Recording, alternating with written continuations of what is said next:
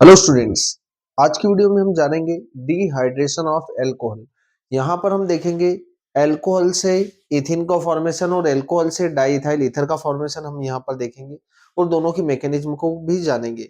तो सबसे पहले हमें यहाँ पर लेना है इथेनॉल CH3CH2OH।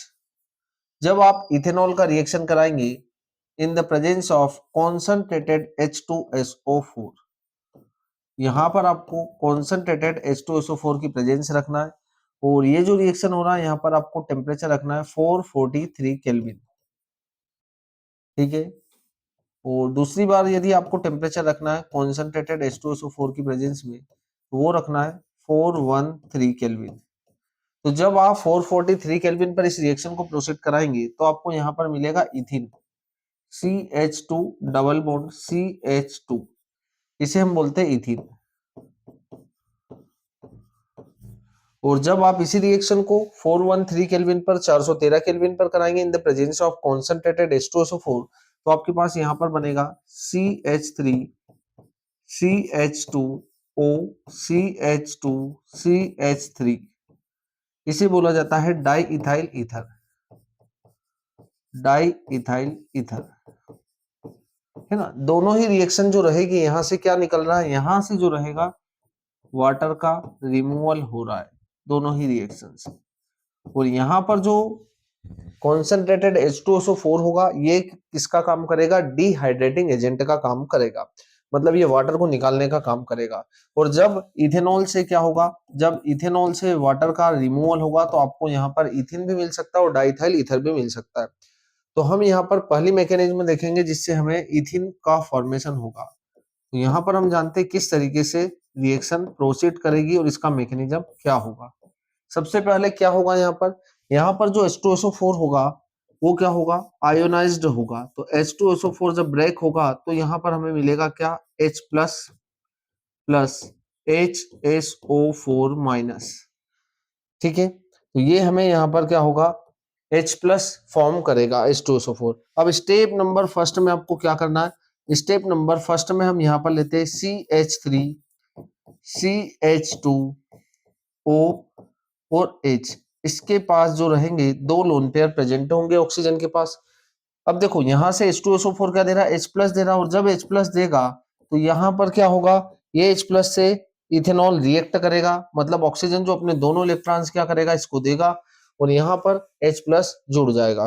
तो क्या फॉर्म होगा हमारे पास, CH3 CH2, इस ऑक्सीजन से इस हाइड्रोजन को भी आपको जोड़ देना है OH, और एक H ऑलरेडी जुड़ा हुआ था, यहाँ पर एक लोन पेयर बचेगा। ऑक्सीजन 3 बॉन्ड बनाता नहीं है पर यहाँ पर ऑक्सीजन 3 बॉन्ड बना रहा है, तो यहाँ पर ऑक्सीजन के ऊपर आ जाएगा positive charge. Step number second में आपको क्या करना है, स्टेप नंबर सेकंड में CH3 CH2 OH H। अब यहाँ पर इस बॉन्ड के अंदर 2 इलेक्ट्रॉन्स है, ऑक्सीजन यहाँ पर 3 बॉन्ड बना रहा है क्योंकि ये अनस्टेबल हो चुका है ना। अनस्टेबल हो जाएगा तो ऑक्सीजन क्या करेगा, ऑक्सीजन जो रहेगा वो ये बॉन्ड के दोनों इलेक्ट्रॉन्स को क्या करेगा, अपनी तरफ अट्रैक्ट करेगा और यहाँ से वाटर का रिमूवल हो जाएगा। अब यहाँ से वाटर जब रिमूव होगा तो हमारे पास क्या बनेगा, CH3 CH2। अब यहाँ से इस बॉन्ड के दोनों इलेक्ट्रॉन्स ऑक्सीजन की तरफ शिफ्ट हो रहे हैं तो इस कार्बन के ऊपर आ जाएगा पॉजिटिव चार्ज और यहां से निकल जाएगा H2O। ठीक है, ये निकल जाएगा। अब स्टेप नंबर थर्ड में क्या होगा, स्टेप नंबर थर्ड में जो रहेगा, ये जो रहेगा CH3 और CH2 और इसके ऊपर कैसा चार्ज है, प्लस का चार्ज है। अब क्या होगा, देखो ये कार्बन जो रहेगा इसके ऊपर इलेक्ट्रॉन्स की क्या हो चुकी है, कमी हो चुकी है। तो उस कमी को पूरा करने के लिए क्या करेगा, ये जो रहेगा ये पास वाले कार्बन से इलेक्ट्रॉन्स को अपनी तरफ अट्रैक्ट करेगा। तो ये जो पास वाला कार्बन रहेगा इस कार्बन की वैलेंसी को फिल करने के लिए क्या करेगा, इस बॉन्ड के दोनों इलेक्ट्रॉन्स को कहां पर शिफ्ट कर देगा, यहां पर शिफ्ट कर देगा।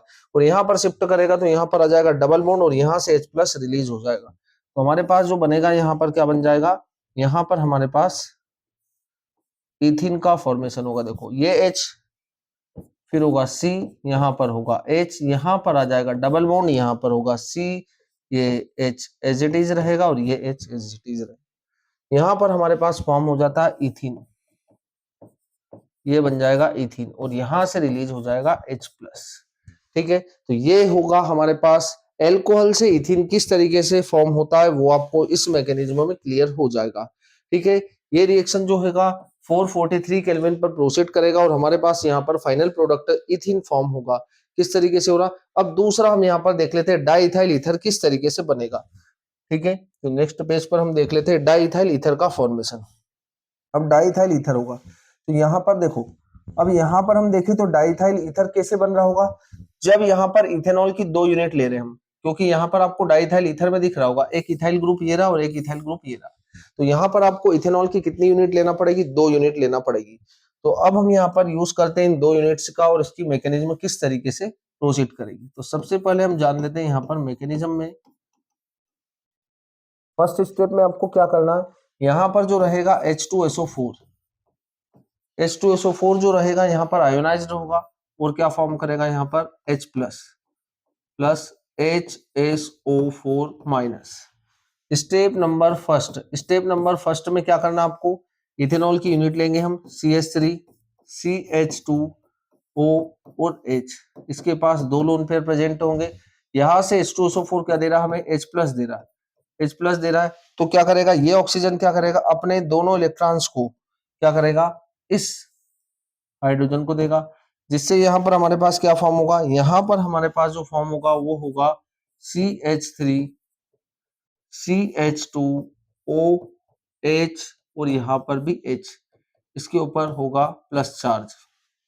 स्टेप नंबर सेकंड में क्या करना हमें, अब स्टेप नंबर सेकंड में यहाँ पर ऑक्सीजन कितने बॉन्ड बना रहा है, 3 बॉन्ड बना रहा है और 3 बॉन्ड बनाएगा तो ऑक्सीजन जो रहेगा वो अनस्टेबल हो जाएगा। तो आपको स्टेप नंबर सेकंड में क्या करना है, CH3 CH2OH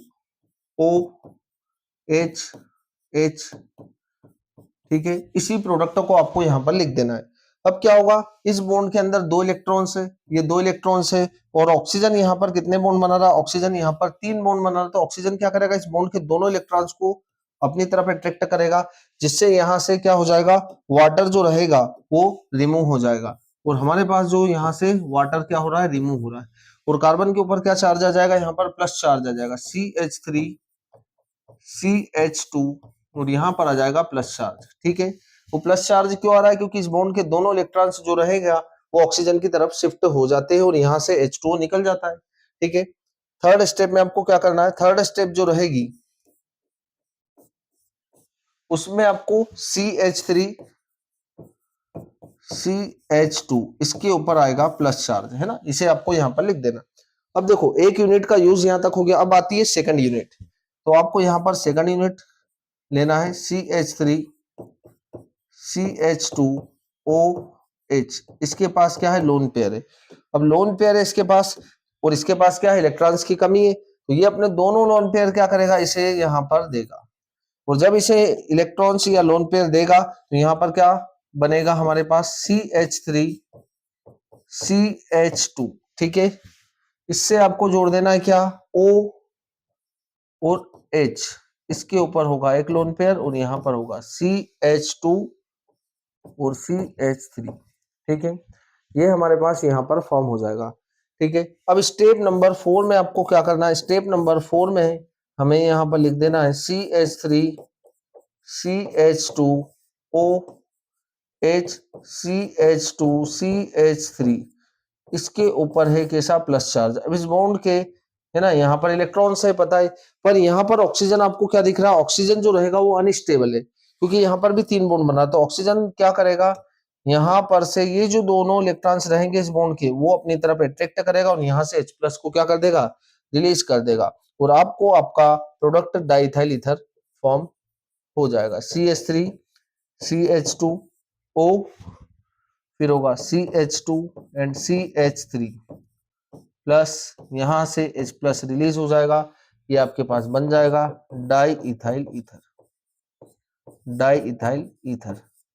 तो यहाँ पर हमने देखा कि अल्कोहल से इथीन, है ना, और अल्कोहल से डाइथाइल ईथर, तो अल्कोहल से इथिन किस तरीके से फॉर्म होता है वो आपको इस मैकेनिज्म में क्लियर हो रहा होगा, और अल्कोहल से डाइथाइल ईथर किस तरीके से फॉर्म होता है वो आपको इस मैकेनिज्म में क्लियर हो रहा होगा। तो आपको ये रिएक्शंस और इसकी मैकेनिज्म अच्छी तरह से क्लियर हो चुकी होगी, आप इसे अच्छे से प्रिपेयर करें।